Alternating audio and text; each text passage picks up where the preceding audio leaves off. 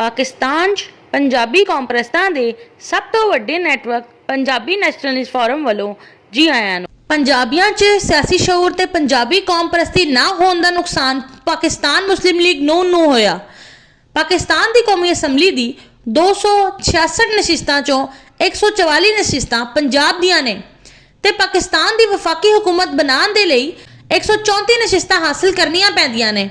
ਮੁਹਾਜਰਾਂ 'ਚ ਸਿਆਸੀ ਸ਼ਊਰ ਤੇ ਮੁਹਾਜਰ ਕੌਮ ਪ੍ਰਸਤੀ ਹੋਣ ਦੀ ਵਜ੍ਹਾ ਤੋਂ ਕਰਾਚੀ ਦੀ 22 ਕੌਮੀ ਅਸੈਂਬਲੀ ਦੀ ਨਸ਼ਿਸਤਾਂ 'ਚੋਂ 15 ਨਸ਼ਿਸਤਾਂ MQM ਨੇ ਹਾਸਿਲ ਕੀਤੀਆਂ। कराची दी सिर्फ 7 नशिस्तां MQM हासिल ना कर सकी। MQM ने तकरीबन 68 सीटां हासिल कीतियां। सिंधियां च सियासी शऊर ते सिंधी कौम प्रस्ती होने की वजह तो दीही सिंध दी 39 कौमी असैंबली दी नशिस्तां चों 37 नशिस्तां पाकिस्तान पीपल्स पार्टी ने हासिल कीतियां। दीही सिंध दी सिर्फ 2 नशिस्तां पाकिस्तान पीपल्स पार्टी हासिल ना कर सकी। पाकिस्तान पीपल्स पार्टी ने दीही सिंध दी तकरीबन 95 सीटां हासिल कीतियां। पठाना च सियासी शऊर ते पठान कौम प्रस्ती होने की वजह तो खैबर पख्तूनख्वा दी 45 कौमी असैंबली दी नशिस्तां चों 39 नशिस्तां PTI ने हासिल कीतियां। खैबर पख्तूनख्वा दी सिर्फ 6 नशिस्तां PTI हासिल ना कर सकी।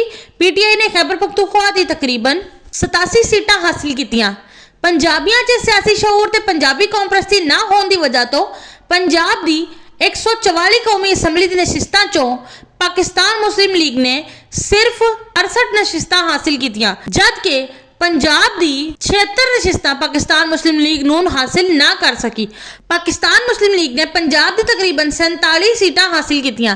अगर पाकिस्तान मुस्लिम लीग ने पंजाबियां च सियासी शऊर ते पंजाबी कौम प्रस्ती पैदा कीती हुंदी ते पाकिस्तान दी वफाकी हुकूमत बनाने दे लई 134 नशिस्तां पाकिस्तान मुस्लिम लीग ने पंजाब दी 144 कौमी असैंबली दी नशिस्तां चों हासिल कर लैणियां सी।